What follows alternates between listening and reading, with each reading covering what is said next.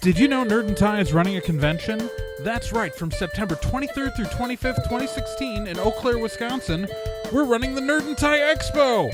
It's going to be fun. It's going to be exciting. All your friends will be there if your friends are us, because that's where we'll be. It's amazing. You can pre-register right now for only $30, and you should do it, because you know you want to be that awesome. On this fortnight's edition of Nerd and Tie, the Flash and Supergirl are finally crossing over, a Star Wars villain extravaganza is happening on the Ghost in the Shell live action is still happening, and Star Trek is celebrating its 50th year. All that help this fortnight on Nerd and Tie. Oh, Skype got most of that. Skype got most of it. We'll call that good. Yeah, it's you know, if you couldn't hear what was in the rundown there because of Skype crapping a little bit, well, you can just listen to the rest of the show. You're in for a surprise. Who listens just to you don't listen to the intro and say, okay, I got this episode and then leave. No, you stick around and listen to the rest of the show. Exactly. Wasn't me this time. I have good internet and everything. It's totally not Nick this time. But Nick, tell us who we are. We are the intrepid group of pop culture analysts. Yeah, totally. That's what we are. Known as Nerd and Tie. Over here, sporting his brown shirt of justice. We do not so. It is Professor Fur. Yeah, hey, what's up, everybody? With a new fancy microphone setup. It is a very fancy microphone setup. Thanks, Trey. Rocking the bandana. In the middle is the unstoppable Trey Dorn. I'm unstoppable because and wearing the bandana because I was traveling today, and so my hair looks terrible. And I will never die. That's not true. Except when I do. I am Nick Izumi. And you can see my face. I'm not subterranean. This is exciting. I like I'm seeing not in a basement. I'm not in a basement. I'm really good. Nick's face is a good face. Of all the faces in the world, it's one of them. It's the best face for Nick to have. It's about as good as it's gonna get, you guys. Sorry. Only matched closely by that of the Vlog brothers. Did you just say vlog instead of vlog? Yes. Like a 45-year-old like gym teacher? You can't prove I'm not a 45-year-old what kind of ever teacher you just said. I said Trey. gym teacher. You can't prove I'm not a 45-year-old gym teacher. Actually, I think I can. Well, you were born in 1989, so I know that part's not true. It could be a fake ID. You never know. I've never seen your ID. Or have you? Dun dun dun. I really need to set up cheesy sound carts like. Yeah, just push a button and we can have like weird, wacky zoo jock morning radio show sound cues. I was about to say, yeah, we can do like every terrible What? So this is help not me, been oh God, help me! Oh, the pain. You just got nicked. Anyway, I would say that these last 2 Do you weeks want have not... Totitos? Housekeeping. There's a specter haunting Europe. Where's the beef? Ponytails, I like ponytails. That was for all three of you, Nick. All those are really weird soundboard things that we could have if Trey got us a soundboard. Ha, biscuit. That isn't actually my catchphrase. Dear God. But stealing catchphrases from other people is what radio morning jocks do. That's true. So it would be appropriate. Crap damn. Let's just get on with the show. So I'd be lying if I said that this has been a really busy week, last 2 weeks for Nerd News, but the stuff that came out has been really stonking exciting. It's been great. Like, there's not been a lot, but it's been really exciting for what we've gotten. So, our first story is one that I would like to start out with a personal story. Because I'm not even kidding. The day before this was announced, I was at work, bored out of my skull because it's a really slow period for us right now, and I was thinking, I kid you not, I was thinking, if they work out that Flash Supergirl crossover, they'd probably have the Flash come on CBS because they're kind of playing hardball, and Flash has been getting really good ratings. And then 24 hours later, what happens? We get an announcement from CBS themselves. It's happening. The Flash, Barry Allen, Grant Gustin from the CW TV show is heading over to CBS's Supergirl for a crossover episode titled, I kid you not, World's Finest. Oh, That's my gonna be great. God. I want to point out though that there's no punctuation in that worlds. Well, and Mhm. that's what has people really excited, and the whole idea of Supergirl being Earth 2 pretty much. Well, I don't think they're Confirmed. not going to make her Earth 2 because Earth 2 is far too stylized to work. Yeah, Earth 2 is so 40s but raw science fiction. but right it's now. supposed to be a multiverse, and so that means more than just Earth 1 and Earth 2. There's many Earths, and now I would rather Supergirl be just straight in the Arrowverse. Due to some things that happened in both Legends of Tomorrow and Arrow this week, I would really like that too. I haven't watched this week's Legends of Tomorrow yet because I was traveling. I watched it the day after, and then I had to travel this week. So I'll be watching that tonight after the show. But I would rather have Supergirl in the Arrowverse. But the fact that it's worlds, as in like it's the plural of worlds. Mhm. Finest. And since they've introduced the multiverse in Flash, I'm suspecting that they're going to make it a separate continuity. But the very fact that the two universes can interact is still like Awesome. It's still awesome. And someone's also theorized that one of the ongoing fan theories is that that means that eventually the Man of Steel Dawn of Justice universe could cross over with the TV series realities. But here's the thing. Mercy on all of us. That could actually be hilarious.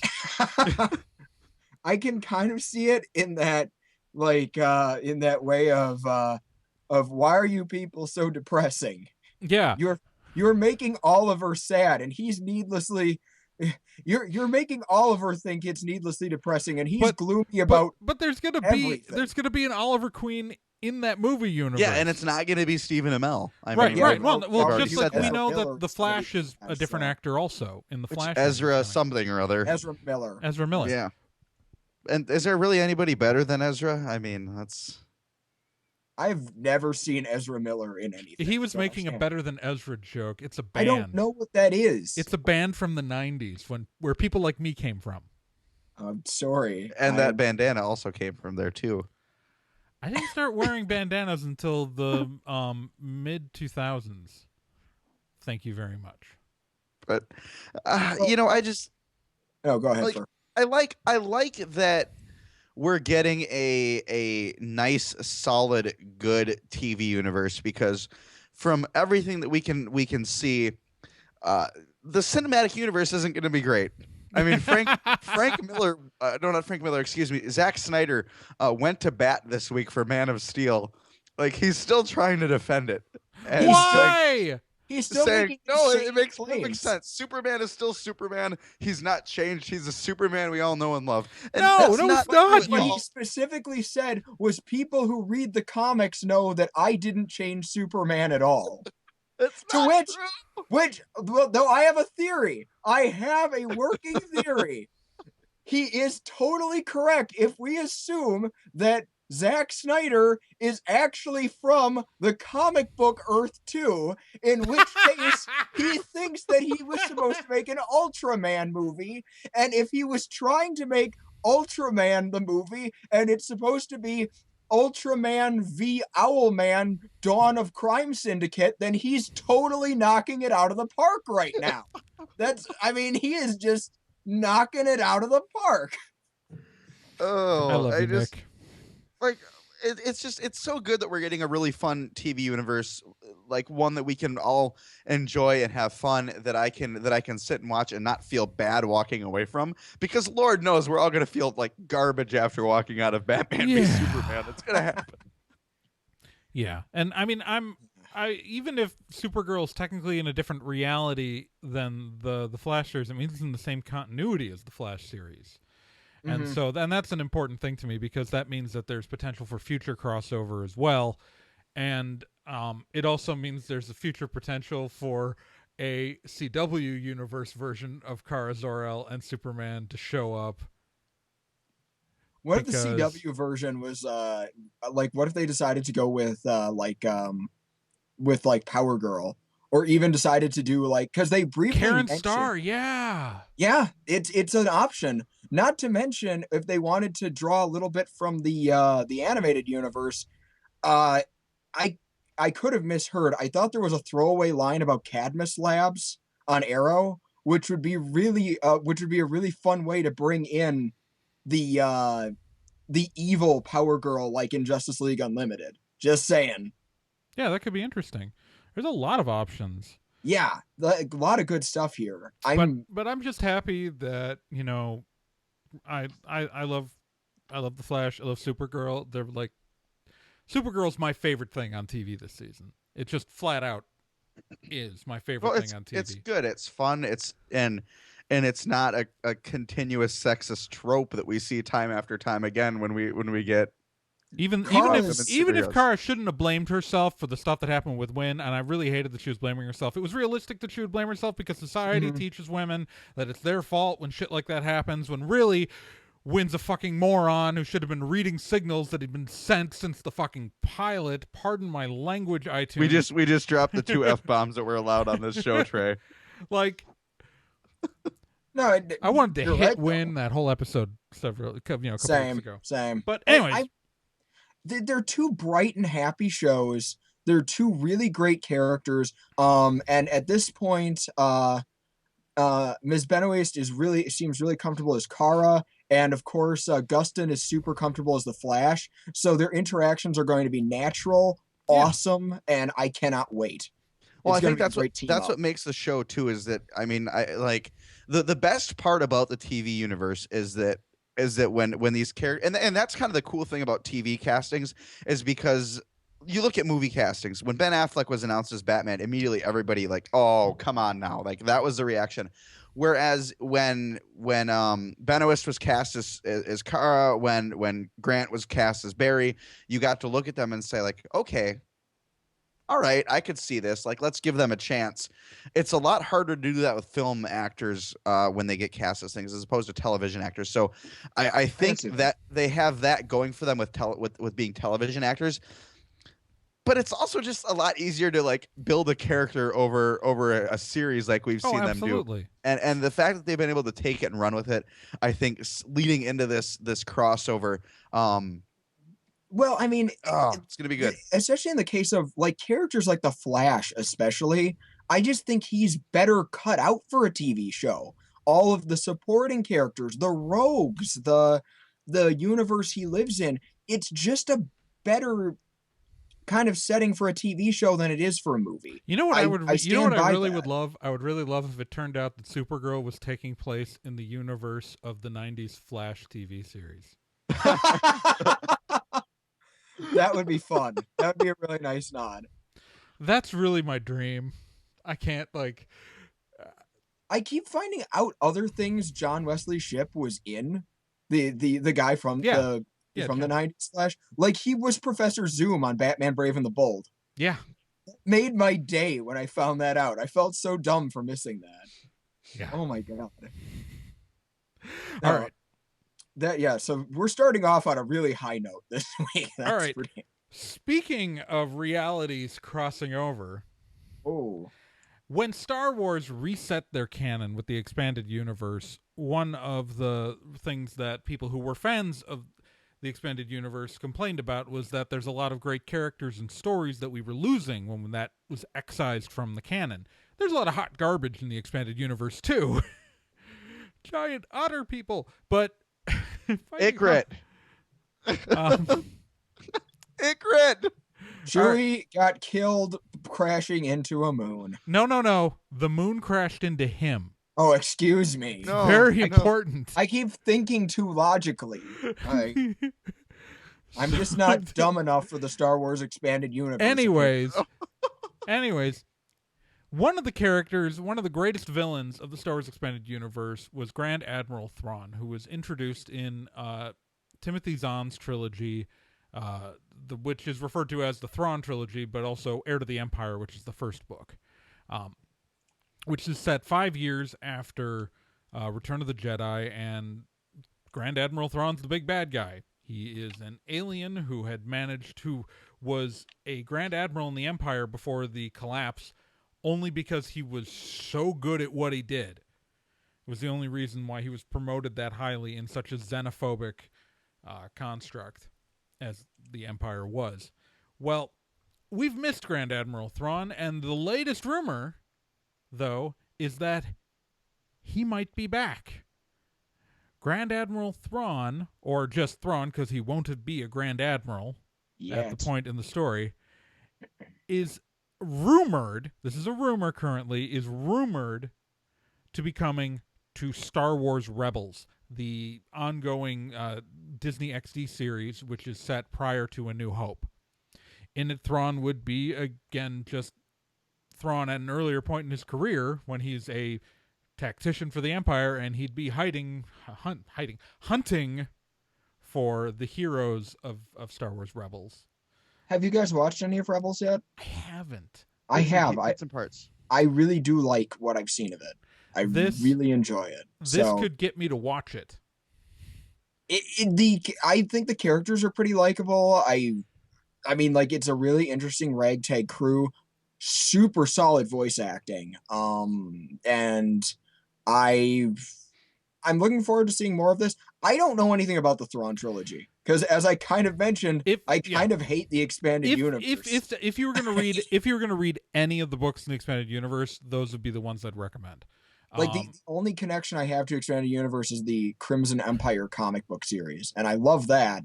But whenever someone says, "Oh, you should read the expanded universe," and you're given like an essential list, they always start with the Thrawn trilogy. They always start with that Heir to the Empire trilogy. Okay. Because really, first off, it's really the book series that launched the expanded universe, and almost everything that follows as major developments builds off of the events from those 3 books. And okay, I will say that if this happens, if this rumor is true, he won't appear until season 3 of Rebels, and currently season 2 is airing. So don't expect this to happen anytime soon. But yeah, no, I like the entire concept, the basis of the explanation for people who are saying this rumor is true, that the idea is they want to say, when the expanded universe got retermed Legends, the idea was that any of the important characters might be based, who are only in the expanded universe, might be based off of people who really did exist in the main canon, and therefore someone as major as Thrawn would have to be in it. Would likely be a person who really existed prior to the Empire, but prior to the collapse of the Empire and prior to the extended universe, blah blah blah. But man, wouldn't that would, I mean, I guess I haven't seen much of Rebels to really know its content, but would that not make Rebels a lot darker? Because the whole point of the it's decently dark. One of the main characters in the group, to put in perspective, his entire race was exterminated by the Empire. And one of the recurring villains who they go up against, to the point where, I mean, the whole point of Thrawn is that he kicks the New Republic's ass all across the universe for about most of that trilogy. Yeah. I mean, I'm just saying there's a character in that one character whose race was exterminated by the Empire. There is an Imperial officer who specifically uses one of their tribal weapons just to be a dick to this guy. It's like, hey, I killed all your people. Let me use one of their weapons against you. That sounds like the Empire. It's pretty dark. I mean, yeah, it's still, they're still not going to go. Look at Clone. It's one of the things that I've both liked and disliked about the animated Star Wars entries. And Clone Wars had the same problem, is that consistent tone is not their strength. If you look at Clone Wars, including that video clip that Arkham sent to us a couple weeks back, it gets needlessly, brutally violent on a regular basis. and at the same time, it's like, for kids, as several pikes get driven through General Grievous and his body is dragged across the ground. By the dumbest Star Wars race ever. People get decapitated. People, often that they're clones, but like they still have flesh and blood. It's the animated Star Wars entries have some serious tonal consistency issues. To be fair, they're kid shows that are still based in Star Wars where people die all the time in the movies. So if the kid's not prepared to watch that kind of stuff, they're not really prepared for Star Wars. You're not gonna sit your kid down and introduce them to Star Wars via Clone Wars or Rebels or Episode 3. That's not gonna happen. I'm about to say, none of them are as dark as Episode 3 anyway. Not gonna happen. I'm gonna kill some babies. The younglings. Yeah. Or Episode 2 where he kills all the sand people. Kids. Side note, can we all agree that younglings is one of the most offensively stupid things Star Wars ever did because they didn't have the guts to say killed children and made up a dumb word to make it seem better? Because that's what it is. That is what it is. I'm just saying that Anakin Skywalker kills a lot of children in those prequels. Just like a lot of them. And even in that pod race, he's responsible there are a lot of pilots who die in that pod race also, and I'm just saying how much of that, as a kid he killed a bunch of adults in the space battle that happened in that movie, and then as an adult he went and killed children, and I'm like, Anakin Skywalker's got a lot of notches in his belt is what we're saying.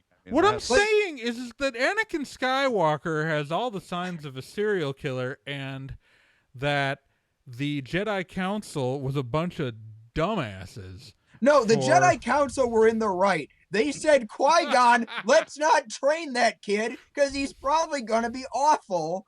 And then Qui-Gon was somewhere between drinking all the time, which I'm pretty sure is what he was actually doing when he wasn't fighting with his lightsaber, was like, no, we gotta give this kid a weapon as soon as possible.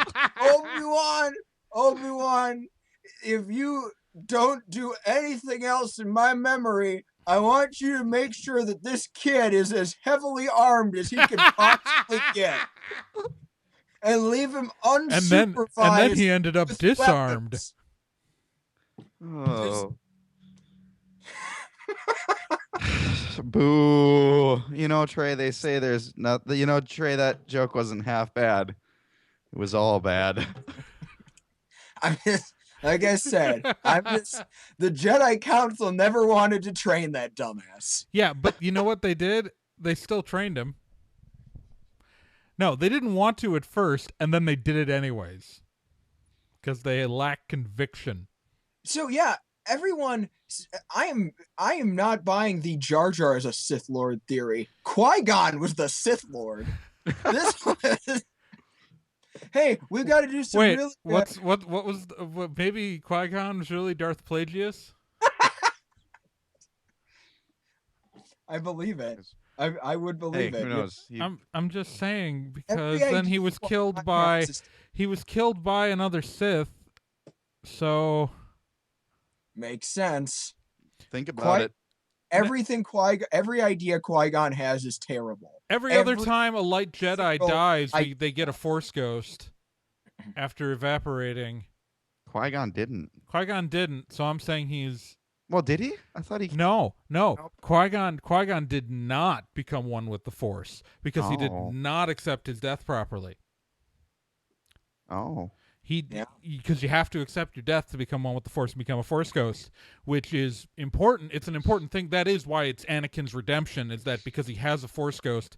That also means that the remains that were burned were just his robotic parts, which makes sense because that would be like a whole outer shell of his armor. I was about to say that's an awful lot of robot parts, so that makes perfect sense. Yeah, right.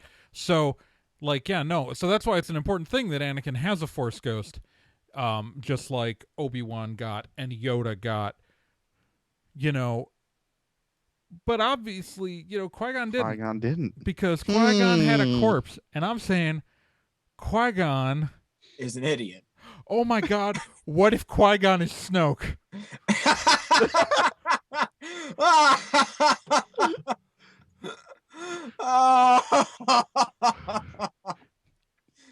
New theory. New theory that's going to tear up the internet. Look for it later on Uproxx. Oh God, Fur. Let's talk about new movies. Yeah, speaking of Snoke, and characters that are going to appear in later episodes, it was kind of a big deal when Gwendolyn Christie got announced as being in the new Star Wars movies, and no one was really sure who she was playing until we got to see a lot of good press photos. Of course, playing Captain Phasma, the leader of the Stormtroopers, really the Chrome Trooper, as she has been known. And people were really excited to see her in The Force Awakens. And then she got like 2 lines and maybe a minute and a half of screen time. She made Boba Fett look effective. Including getting just thrown into a trash compactor.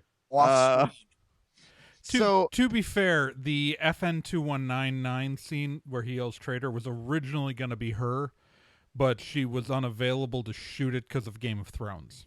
Oh, well. So wow, it could have been that changes so much. That changed a lot, but he's still the best character. Well, yeah. But she didn't get a lot of screen time, is what we're saying, and a lot of people were confused about that. But no worries, everybody. She's got a huge part in the 8th movie. Yes. Writer Ryan Johnson has announced that. I mean, he hasn't been able to say a whole lot about the movie, but he has said that Gwendolyn Christie is going to have a huge role in the movie. Thank God. That Kennedy has that Lucasfilm President Kathleen Kennedy says that she has big plans for Phasma and confirmed that the captain will carry on into the next movie. She's an important character, a baddie in the best sense of the word, and really they've opened up her storyline, I think, for a lot of potential. I mean, she's got the revenge plot against Finn. I'd say she has really good reason to want to beat the tar out of Finn. Yep, she's got a plot line now, and we're going to be seeing that expanded upon in the 8th movie. Yeah, and Gwendolyn Christie confirmed herself that she's going to be in the new movie, and yeah, I'm excited. God, she's a badass. Well, Gwendolyn Christie is awesome. I love Gwendolyn Christie. I love Gwendolyn Christie, and I really love Phasma's costume design. I really want to see her be an effective villain. That's all I want. You have to remember, the Captain Phasma is a character who was literally created because they came up with an awesome costume design and wanted to find a place to use it. And initially, it wasn't even supposed to be. It was a Kylo Ren suggestion. It was Kylo Ren, yeah. Yeah. And they said, this doesn't make any sense for Kylo Ren, but we really like this costume and want to use it somewhere. And honestly, if you look at like Darth Vader in the original Star Wars, he doesn't have he has very little screen time. Yeah, he's actually not that much, but he's got 4 minutes, I think. But the times he's on screen, he's threatening. He's legitimately threatening. No, but my point is that his story then builds over Empire and Return of the Jedi. If we just had him in A New Hope, we would think of him as a major character in the sense that, he was present, but we would think of, if you just saw A New Hope, Grand Moff Tarkin is the bigger role. I disagree in that here's the thing though, Vader we actually see kill Merlin. Like that's a major thing. The only thing that we get to see, that is what his part is in the story. I mean, he leads young Arthur to the Sword and the Stone. The sword is just glowing, and Arthur's name is Luke. No, I buy that. And it fails, and then he has to go back and get the real sword later, because the Sword and the Stone, if everybody remembers, actually breaks really after his first time using it in battle, which would, of course, Luke loses Anakin's lightsaber in the first battle that he uses it, and then he gets the Excalibur, the green blade. Man, and a lady in the lake giving it to him makes a lot more sense than the idea that he built it from spare parts.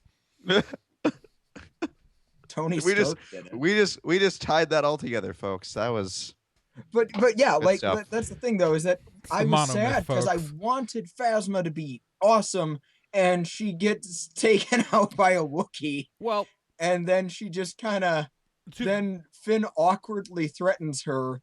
Although I love Finn, so I can't knock it too much. And well, then and she gets taken out off screen. well, So she gets taken off screen, right, and then kind of thrown Chucked into into place the by garbage. 3 people, including, I mean, Chewbacca's a pretty badass Wookiee, and well, someone yeah, and someone she trained.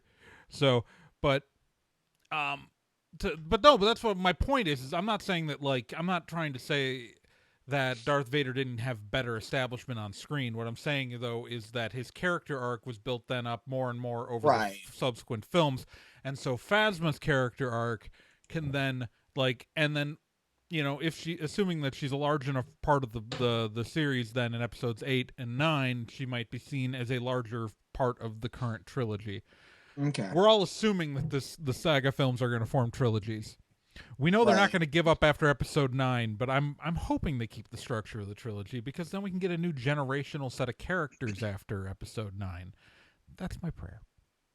Hoping. So, Phasma like will be coming back in Star Wars Episode VIII. For Yet to be named. realsies. For realsies. Star Wars Episode VIII, the pending title. Yeah, I will say that's the most first, like, I want to know what to call the movie, and like episode 8, like, The Force gets out of bed. okay, so we have to call. So this is the thing. Now that we're getting side story movies every other year, like, I actually am kind of annoyed that episode 7 wasn't prominently featured in the Force Awakens, like, title image, because what it is now we've got Rogue One coming out in this December, and part of my brain wants to call it Star Wars Rogue One. Well, it's but Rogue One, a Star Wars story. Yeah, I know, and I really feel like they need to make sure that in the marketing materials they need to put episode in big letters, because, Star Wars, tangentially related. right, I feel like the saga episodes need to have the episodes in big letters, because I think it's going to confuse non-geek consumers, which, I don't know if you've noticed, are a major part of Star Wars' draw, especially now that it's crossed 2 billion internationally and is the largest grossing film in American history. Obviously, it's domestically the biggest film in America. It hasn't surpassed Avatar internationally, and it probably won't. It hasn't. I don't think it's surpassed Titanic yet, but I think it's got a shot of surpassing Titanic. Avatar is the thing. Avatar's a visual experience, not a good movie. Well, I mean, it's a good movie in the sense that it's a good visual experience, so it did very well in theaters. But Star Wars is going to persist across culturally.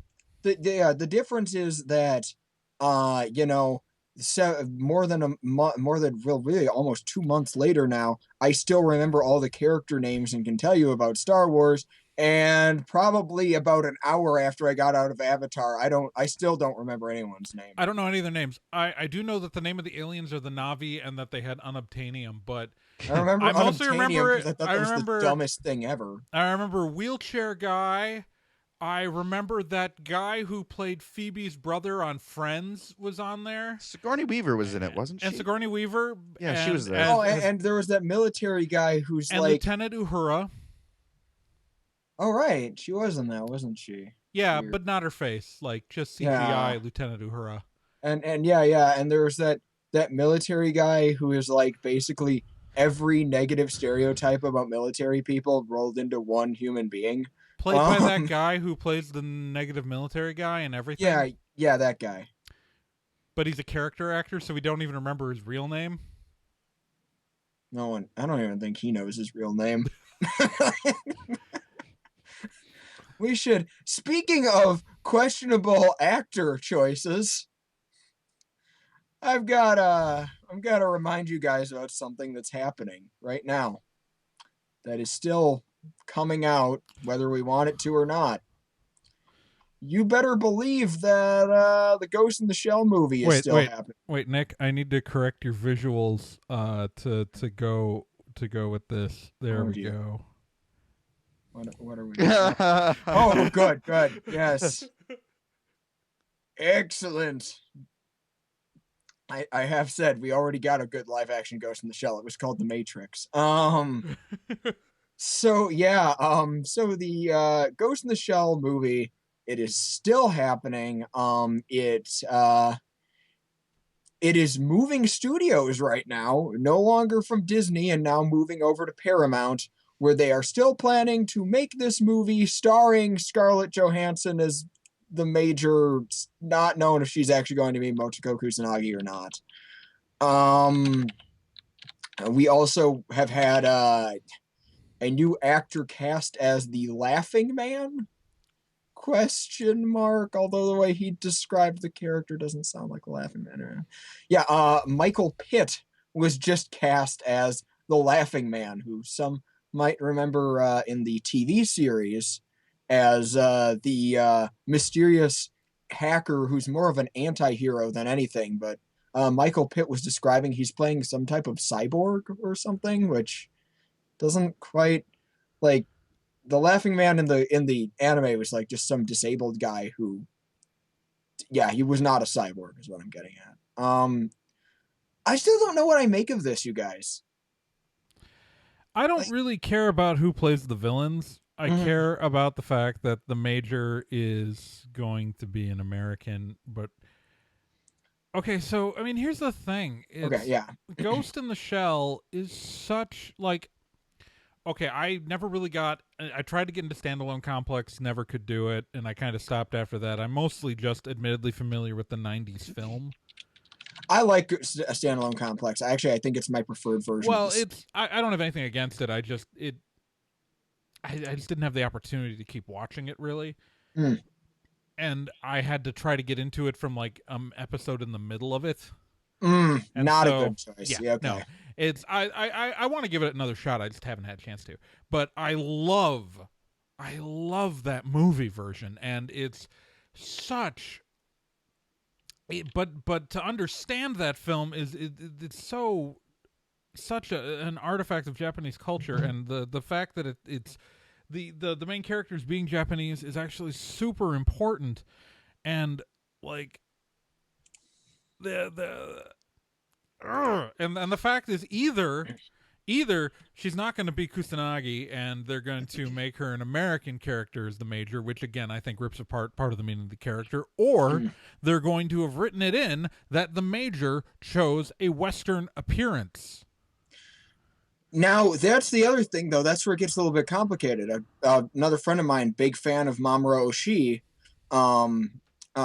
we were talking about this, and she pointed out to me that Oshii himself said when they were doing the design for Motoko in the film that they purposefully styled her to look like a Western person.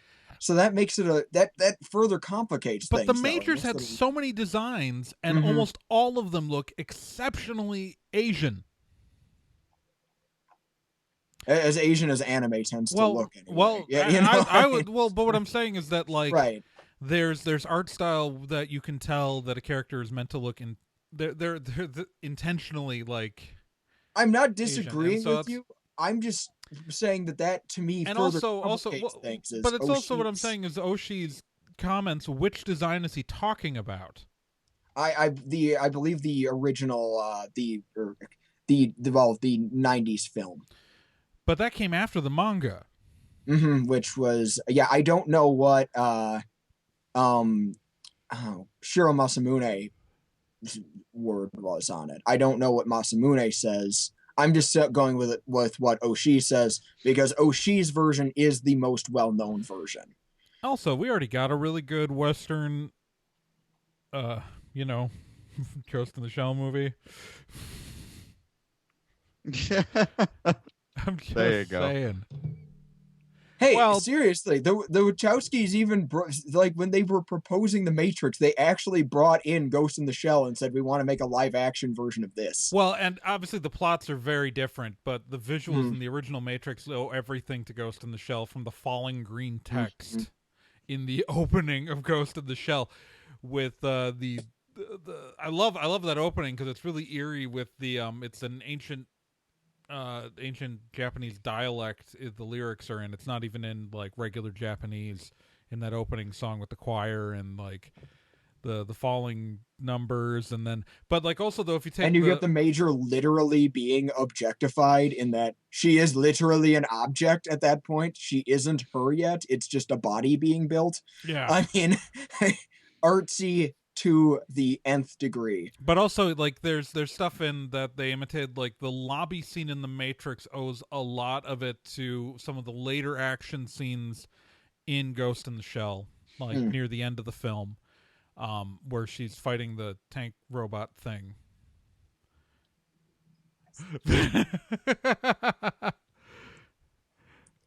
It's weird being on camera. All right, yeah. But no, it's really weird trying to figure out how this movie, like, yeah, this is just such a strange, I don't know what to make of this yet. And I'm still bothered, but I'm also, I don't know. The whole thing's a mess. I don't really want a live action Ghost in the Shell movie, is what it boils down to. Well, I don't want an American Ghost in the Shell movie. That's what it comes down to. Is I'd actually be fine with a Japanese live action Ghost in the Shell movie. There are some good live action adaptations of anime. There's even one really good American live action adaptation. It's Edge of Tomorrow, for those who don't know. Yeah. It's definitely Edge of Tomorrow. But, yeah, I don't know. Not my jam. Yeah. First quiet. Doesn't butter your bread. Mm-hmm. I've got nothing really to talk about Ghost in the Shell because, like, of the three of us, I'm the least anime versed of the three of us. And the host of Attacker Tonight, folks. I don't write any of our anime jokes. I'm always writing like the sci-fi and other pop culture jokes. I leave the anime jokes to Nick. You named your show Otaku Tonight. I say you did name your show Otaku Tonight. What a dork. Anyway, let me rephrase that. I haven't watched anime as much as you two. Well, you should go watch the 90s Ghost in the Shell movie. It's a really incredible. Good movie. Don't watch the crappy re-release thing that they did though, where they added a whole lot of CG to it. Oh God, they did. I've only watched my old copy. Scenes, yeah. There's a version out, Ghost in the Shell 2.0. Don't watch it. Don't watch do that. Yourself a solid and don't do that. Yeah, because the original is all cell animation because it's again the 90s. Yeah. There's I'm saying this partly because I'm a film historian, and I'm also saying it because, yeah, the CG just looks like crap, don't they? They special editioned it. Uh-huh. Because you know what? Actually, I'm gonna say this. This is, I know we talked about Star Wars earlier, but like, you know what the most disappointing things about the Star Wars special editions are is how bad the spaceships look in retrospect. Like I can take the bad looking dinosaur monsters that they inserted into A New Hope, like they annoy me, but I can handle it. But it's the space fighter scenes, because the CG models did not age well, that like the original edition models, because they're dirty and gritty and the fidelity is so high, even though they don't move as naturally, look more real to me than the CGI models. Oh, Oshii has been on this. Unfortunately, Oshii's been doing that a lot these last couple of years, though. Like, I guess I shouldn't say these last couple of years because it's more than 10 years now. But like 10 years ago, he did a special edition of the Pat Labor movies where the films themselves weren't changed, but he brought in all of the actors to re-record their dialogue because apparently that was easier than just remastering the audio. I'm not even kidding. And the funnier part about that is that, like, there was one of the scenes where they had to get the actress back for was the weather girl talking about the typhoon coming in Pat Labor 1. And it's only tragic because the weather girl was Megumi Hayashibara, which when they recorded that, she was a nobody, but now she's Rei Ayanami and like a zillion other famous characters. So, like, getting her in was actually really hard. Yeah, exactly.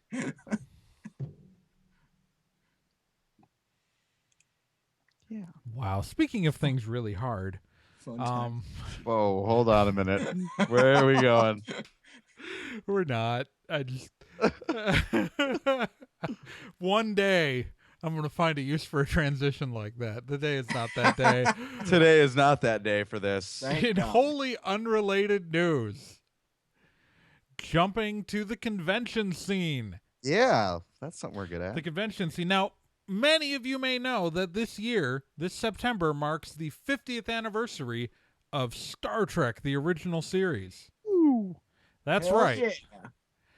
yeah. The first time that Captain Kirk went out there and got seduced by a salt vampire. That's, for those of you who don't know, that's actually the first, even though that's like later in the continuity, that's the first episode that aired, was the salt vampire episode.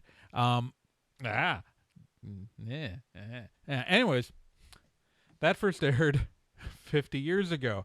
And because of that, like, with a lot of stuff is, being celebrated. Star Trek Beyond's being released this year because, they wanted to make sure it was released in time for the 50th.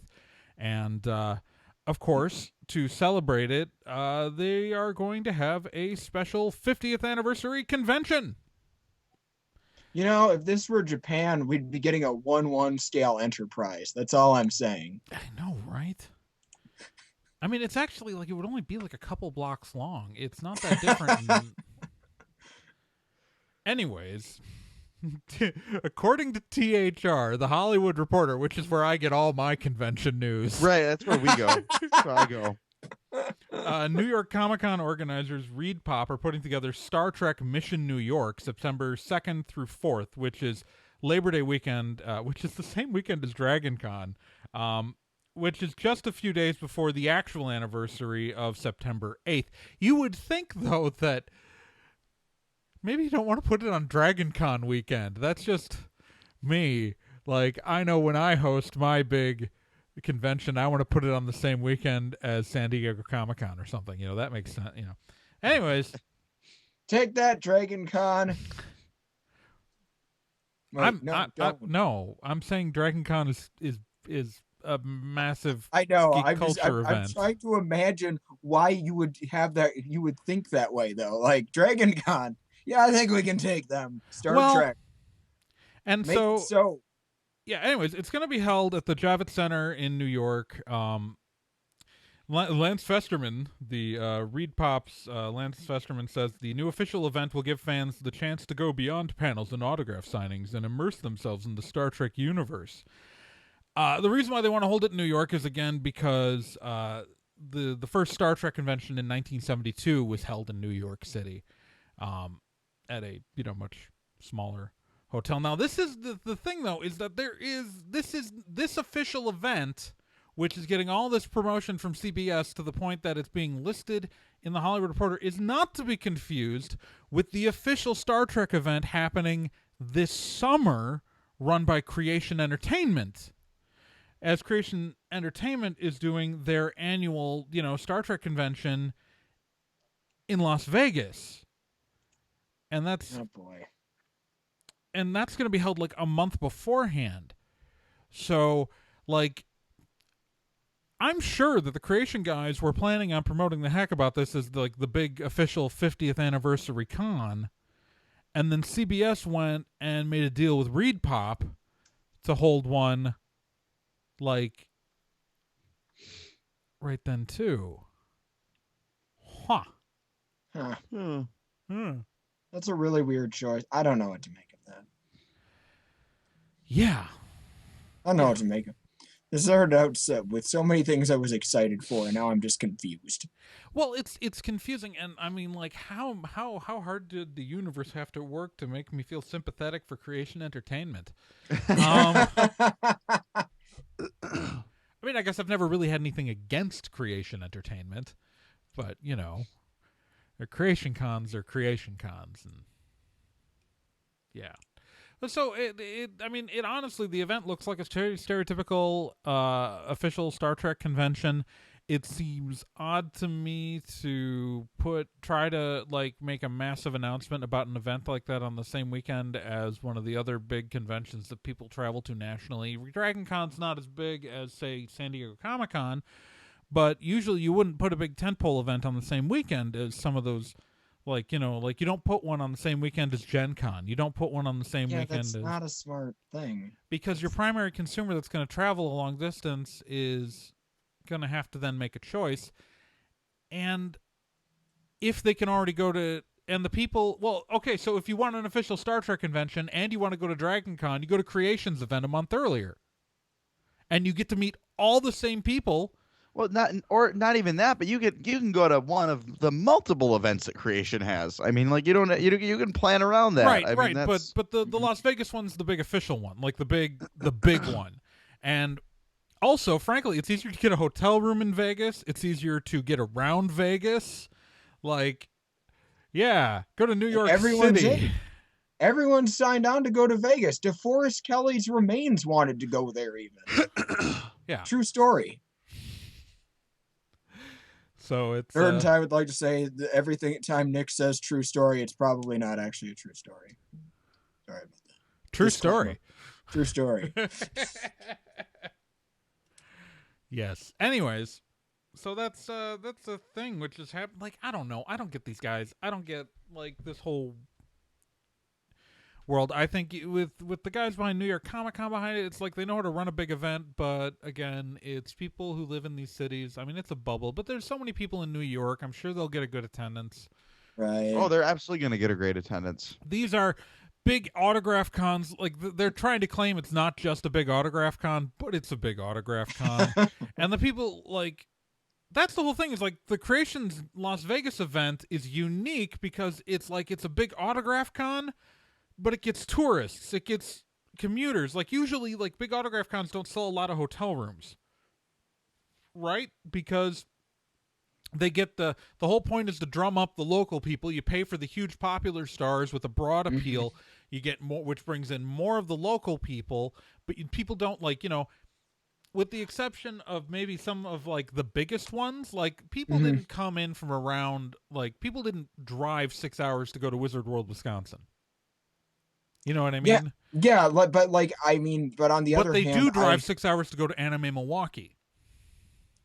Well, like, I mean, even, there are people at my work, in my warehouse, who are going to Wizard World, Wisconsin, because it's only, like, an hour away. Right. And, I mean, like, they're not, by any stretch of the means, the kind of people who would, listen to our show or make nerddom part of our lives, but when David Tennant's going to be there, they're like, yeah, I'm going to show up. Right. And I think maybe that's what the New York Comic Con guys are thinking, that they're just going to draw the same crowds. And, maybe it'll be financially great, but it seems to me that if you're going to bother dishing out the amount of cash for the official Star Trek license, to not just have people from Star Trek, because you can run, Creation Entertainment runs conventions with people from Star Trek and doesn't call it a Star Trek convention.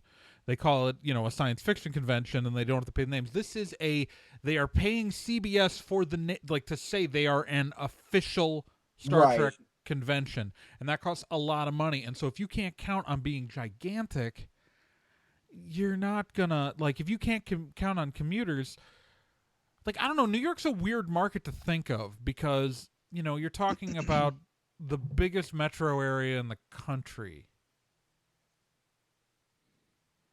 Like, there are people, I don't know. New York is a great place to visit, and I would never want to live anywhere near there. My sister just went and saw Hamilton a couple days ago there. Oh. Yeah, she drove up she took the train up from D.C. and saw Hamilton in New York the other day. She said it was phenomenal. I'm worried about listening to the Hamilton soundtrack because I don't have time to get, like, obsessed with a musical that I can't be in for a few years. So... Yeah, it's going to come to Chicago, like, next year. I know. I'm honestly more excited about the Takarazuka group coming to Chicago this year, but that's the kind of dork I am. I'm more excited about that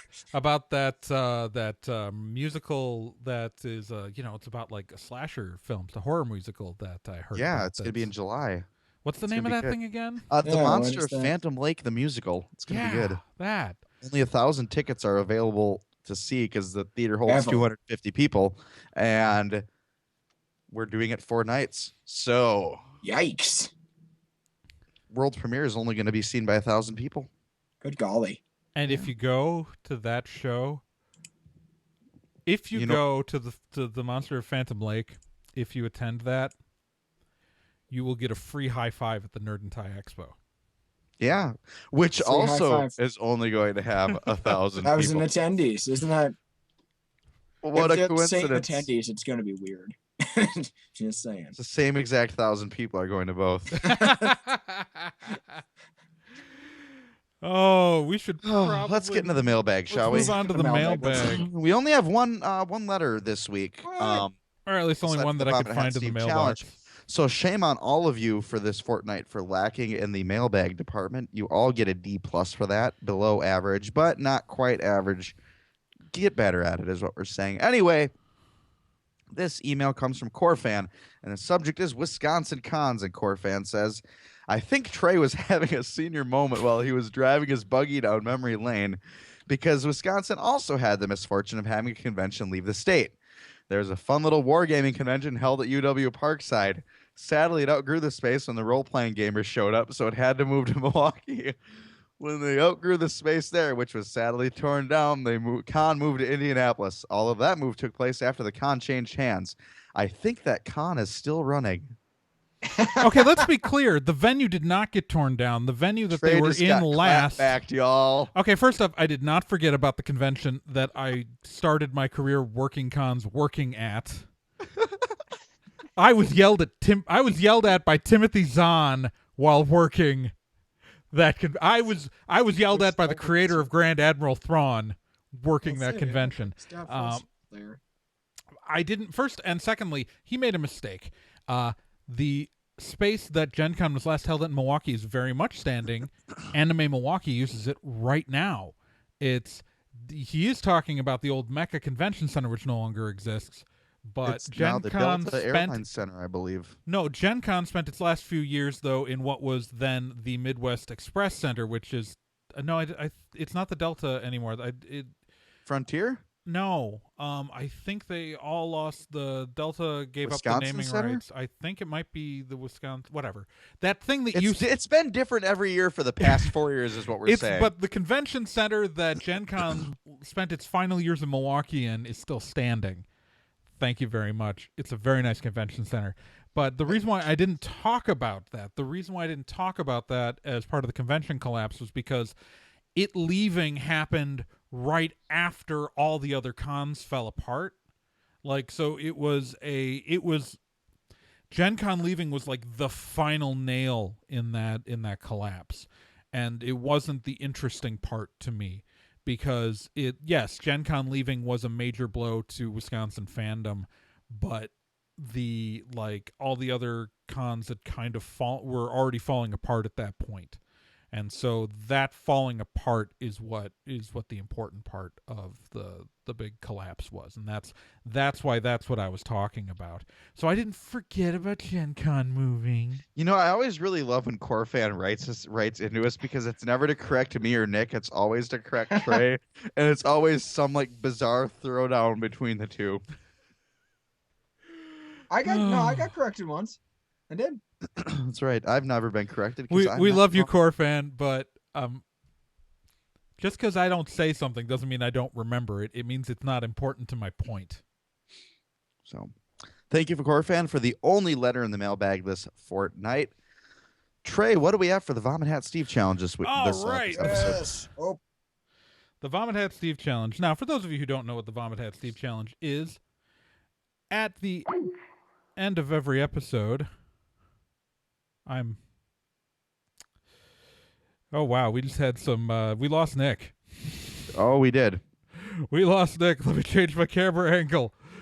I was going, why am I alone on the screen? All right. We'll just take care of the Vomit Hat Steve Challenge here with just me on camera. And for those of you who don't know what the Vomit Hat Steve Challenge is, at the end of every episode, I read a portion of a book. And what happens is that if you can guess what book I'm reading during the episode, you get included in our Hall of Awesome. The benefits of the Hall of Awesome are as follows. 1, we read your name aloud every episode. 2, you get listed on the website. And 3, nothing else because it's a free challenge that is amazing. And Nick, don't forget to turn your camera back on. Sorry about that. I clicked on the wrong thing. It's okay. All right, so the current members of the Hall of Awesome are as follows: Arkham Zero, Ren Innocenti, Cheesy McDamn, Krista, Slithery, Shinless Otaku, The Random Ramblings, Mancor, Capito, Chris Graham, Lillisaurus, Paper Godzilla, Cavsy, and the Minnesota Librarians. That's still the most impressive All find of them. ever, that Minnesota Librarians thing, by the way. Made my day, I'm not going to lie. Yeah. So, with that, we've been reading from the same book for a couple episodes, and we're going to continue to read from that book today. And yeah, let's find a good sentence here.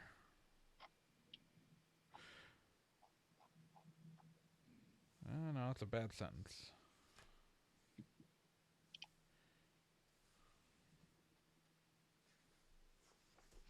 I swear to God, I'm just trying to find one that doesn't give it away entirely.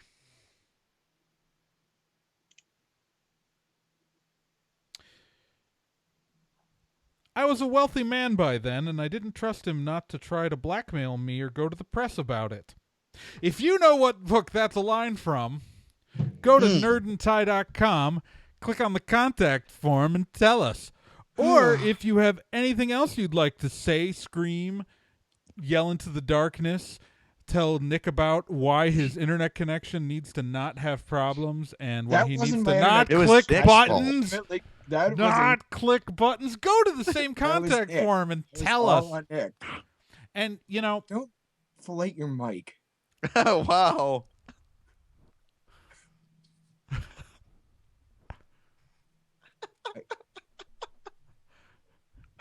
Work the shaft.